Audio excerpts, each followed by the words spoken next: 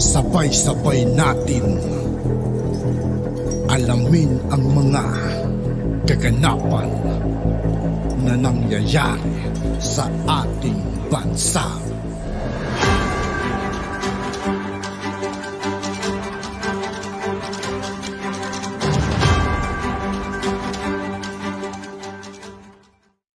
Yo, what's up mga kaibigan? This is I2K po again. Ngayon nandito ulit tayo sa channel ni Pinas News Insider. Dito ulit tayo magbibigay ng komento at reaksyon. Kaya samahan nyo ako guys.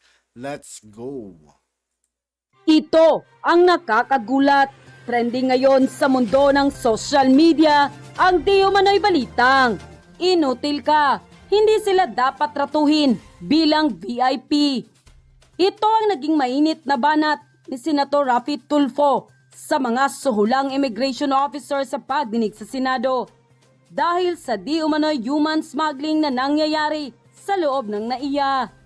Kaya panawagan ng taong bayan, ipasara na lang ang NAIA para kasamang mawala ang matagal ng mga salot sa loob ng NAIA. Ito ang mainit na balitang pinutakti ngayon ng samut-saring komento mula sa marami sa ating mga kababayan at marami nga sa kanila ngayon ang hindi napigilan ang kanilang sarili na maglabas ng kani-kanilang hinaing at komento sa mundo ng social media.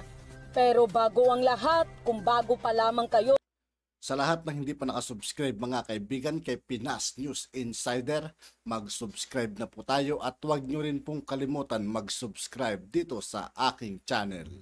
Sa channel na ito ay huwag kalimutang i-click ang subscribe at notification bell para mas maging updated pa kayo lalo sa lahat pa ng bagong videos na i-upload namin.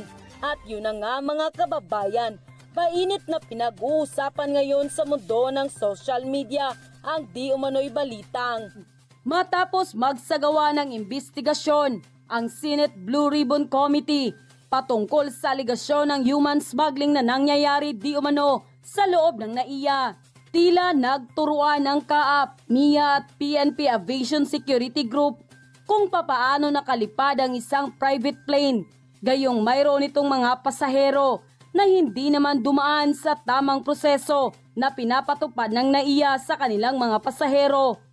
Na nangyari noong February 13, ang mga naturang pasahero di umano ay binigyan ng super VIP treatment. Pinapayagang makapasok ang kanilang mga sasakyan sa tarmac hanggang sa tabi mismo ng eroplano.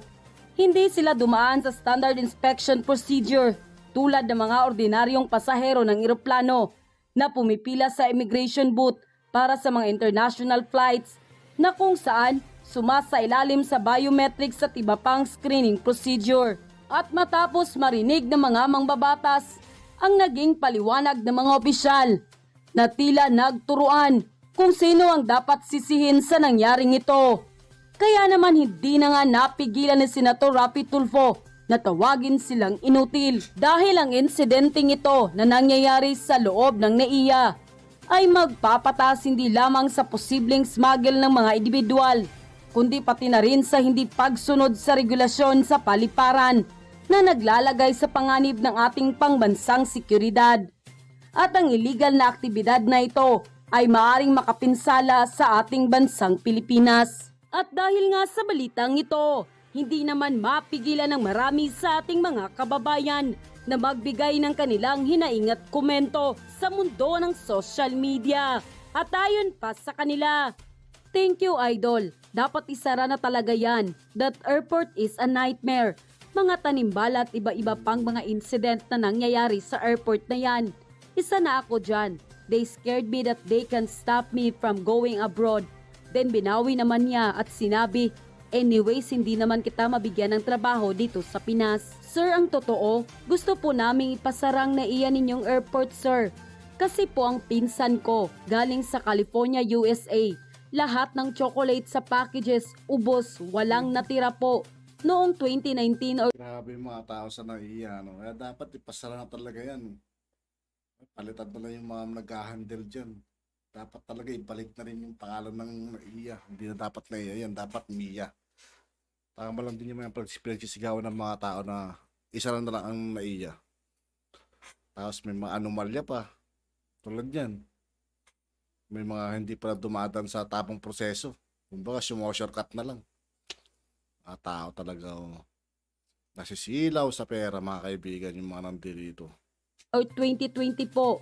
At saka kapitbahay namin dito sa Kauswagan, Lanao del Norte. Tinangay kasi ang package niya. Sabi niya sa akin po, bakit nagkaganyan ang pamalakad nila sa NAIA Airport, Ninoy? Sana hindi na sila maka-apply ng trabaho sa new NAIA Airport po para safe ang mga package galing sa labas ng ating bansa. Please, sana po. Salamat pag matotoo. Ang mga hiningi ng mga tao, Sir Rafi. Sir, please, again po. Dapat talagang sara na yung NAIA. Talagang kurakot yung airport na yan. Simula na mag-abroad ako, kailangang ipitin ko ang pera, ang passport ko para lang madala akong makalabas. Kung walang daming tanong ang gagawin sa'yo. At sobrang hahalukayin ang maleta mo at on sila maglagay ng bagay na hindi mo naman ginawa. Dahil alam mong bawal at para malusutan mo yon, hingan ka ng malaking pera at US dollar pa. Isara na yan, hindi dapat karapat-dapat tawagin yan na Ninoy Aquino Airport dahil hindi siya hero ng Pinas. Wala silang nagawa sa bayan kundi pahirap mga tao, lalo yung mga mahihirap, sobrang naghirap dahil sa pangungurakot nila. Isara na yan, bulok rin naman yung airport na yan. Kaya dapat mapabilis ang bagong itinatayong MIA para isara na yang NAIA. Kasi ang pangalan pa lang nakakapit na ng kamalasan at ang mga kawalang hiyaang nangyari sa airport na yan. Sana pag nag-operate yung bagong airport, bago lahat ng empleyado, walang isasama galing sa NAIA. Kumbaga clean slate para hindi mahawaan yung bagong empleyado. End quote. Grabe talaga, isa na naman pong kawatan ang nahuli sa NAIA, no? This time po ang biktima ay isa namang Chinese tourist. Hindi pa nga po napapayapa yung galit ng tao dito po sa Thai tourist na ninakawan ng mga taga NAIA. Eto na naman tayo, no? Talagang malupit talaga. May tawag na nga sa kanila, kap-kap dukot. Umatake na naman, kap-kap dukot. Alam niyo yung Thailand, no? Yung tourist ng Thailand, grabe, 'di ba? Nakunan lang nila kaya nabisto. So ito po, nakita po sa CCTV. Ang ginawa po niya, tinakpan niya yung naiwan ng Chinese tourist, tinakpan niya ng kasi yung lalagyan ng mga relo, yung relong naiwan, tinakpan niya tapos binulsa. Alam niyo, itong mga tao na to, sanay na sanay po namang magnakaw ng mga ganong kaliliit. Kaya tama yun, hindi lang natin pinansin yung kay Panlasang Pinoy na tinira lahat ng mga pasalubong niya doon sa bagahe. Galit na galit si Panlasang Pinoy dahil yung vlogger po nagluluto-luto, umuwi po sa Pilipinas dahil matagal na siya hindi nakakauwi, namili ng mga pasalubong. Lahat po ng mga pasalubong niya, tinira po sa NAIA. Kaya po, ang sama po ng dating, konti lang po yung tinitira nyo, isang relo lang. Perang nagkakahalaga ng 8,000, no? 5 yung natanggal dahil sa 8,000. Pero, yun po kasi yung nahuli lang sila. Kasi sanay na sanay po eh. Makikita mo po yung actuation, hindi po ganun yung first time. Hindi po. Alam po nilang gagawin nila. No, yung abutan, pag inabutan ka ba ng pera, hindi ka magdududa. Parang ilam na po yung, parang pang-araw-araw po nila. Ganun po pag sanay na eh. Parang yung mga lagayan sa iba pang opisina, di ba yung mga under the table. Sanay na naglalagay, silid lang na silid. Hindi po ito natin susukatin kung magkano lang yung tinira ngayong araw, yung nahuli sila. Araw-araw po nilang ginagawa yan. No? Kaya po, pero mo, aabutan ka ng pera, hindi ka magtatanong. Sinimplihan kang abot ng pera, sinimplihan mo din ng tago. Tapos ito namang isa, alam niya kung paano naiwan ng Siyempre babalikan niya pag na-realize, wala akong relo. Tatakpan niya kagad. 'Di ba? Alam nila yung mga gagawin eh. Sanay na sanay. Ang masakit po nito, wala na silang konsensya, no? Hindi pa po natatapos yung galit ng tao dun sa nakawan na pinakita. Maliit lang po yun kung tutusin. Sabihin na natin na hindi yan milyon-milyon yung pinag-uusapan, maliitan lang po yan. Pero yung maliitan po na yan, ang impact po niyan sa turismo natin, 'di ba? Alam niyo naman yung mga kakamping, ginagawang issue yan. Sila po magpapakalat niyan. Lahat ng video na nakita diyan, ipapakalat po yan ng ng mga kalaban natin sa politika. Yun yung problema eh. Meron tayong mga kakamping na may kakayahang magpalaki ng lahat. Tignan niyo po yung mga panat na nila kagad. Okay. Another one. Another kap-kap dukot. Ito po, sabi ni Reyna Elena. And blind BBM followers don't want the world to know this to defend Marcos Jr. Defend from what? That silent lang tayo sa nakawan sa magnanakaw na international airport. Bakit hindi nyo ma-call out ang Marcos administration, mga bulags? Bakit? Sa kanila po, walang maliit no? Maliit. Ito po, sa kanila, magkakasabwat. Yung halagang 8,000 na nanakaw dun sa sa tingin nila kasabwat yung Pangulo ng Pilipinas. No? Ito pong gawain na to ng mga kakamping. Pwede pong ikatuwa natin Di po ba?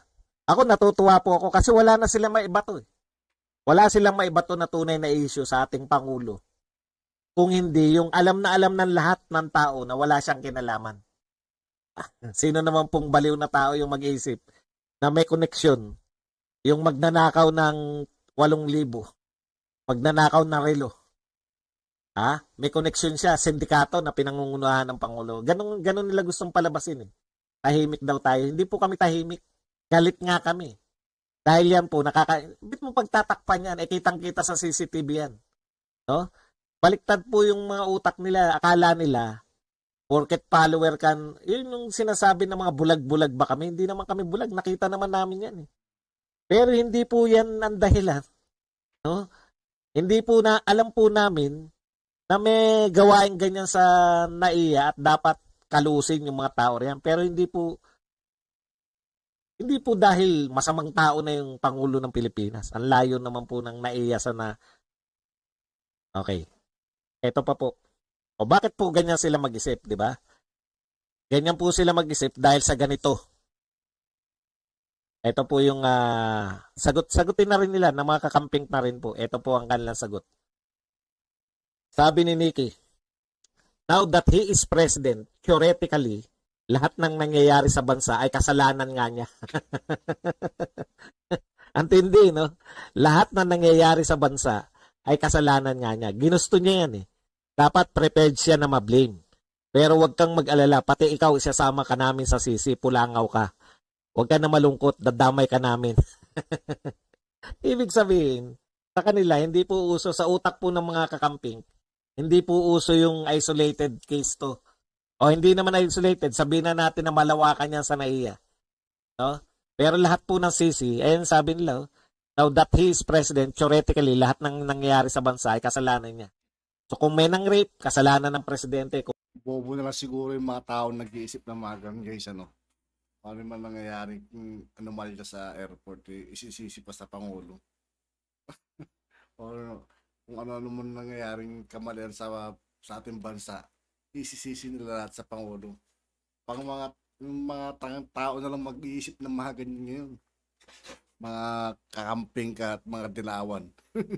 Kung meron pong kahit na ano po, wala pong kinalaman ng presidente ng Pilipinas, kasalanan niya dahil theoretically, siya daw ay presidente. No? Ganun, kaya kayo talunan Alam niyo po ba yun? Kaya kayo talunan. Ganyan kayo mag-isip lahat. Okay. Ito pa po ang tanong ng isang mga Kumusta ang seafarers na kinutya si Lenny? Grabing galit nila sa mundo, no? Hindi na po ngayon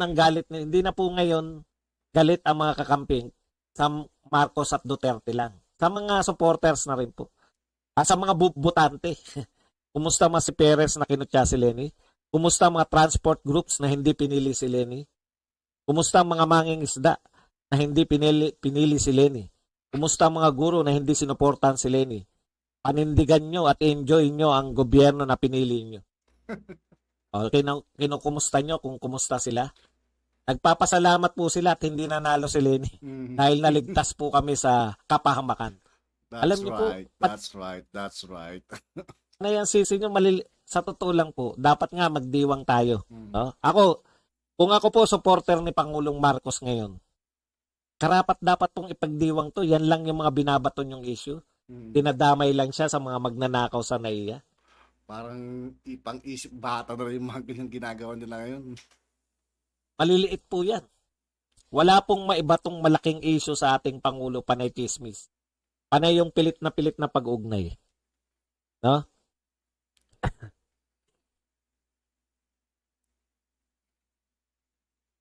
Nakakagalit po yun kasi tama yung sinasabi nyo na hirap na kumuha ng mga foreign investments pagdating dito sa NAIA. Kaya dapat may managot din yung leader niyan. Kung sino man po yung namamahala dyan sa mga gwardiya na yan. No? Kasi po, sa totoo lang, sanay po sila. Hindi po biro yung ginagawa nila na yan. Sanay po sila sa ganyan. Nakita nyo po, hindi po yung palinga-linga na may nakaiwan, yung namumblema, anong gagawin ko, may naiwanan dito. No? At yun na nga mga kababayan. At yun nga po mga kaibigan, dito po nagtatapos ang ating reaction video. Muli ako po si I2K ng Sundalo ng Dunggalo at 811. Maraming salamat sa patuloy na pagsuporta. Yeah, peace out.